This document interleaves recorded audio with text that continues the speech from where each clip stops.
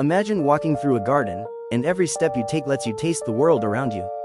For butterflies, that's everyday life. Instead of tongues, butterflies use special sensors on their feet called chemoreceptors. The moment they land on a leaf or a flower, these tiny sensors taste the plant's chemicals. Why? Because they're searching for the perfect place to lay their eggs. If the leaf tastes just right, it means their hungry caterpillars will have the perfect first meal when they hatch. So next time you see a butterfly gently dancing from flower to flower, remember, it's not just beautiful, it's tasting the world beneath its feet. Subscribe for more fascinating facts.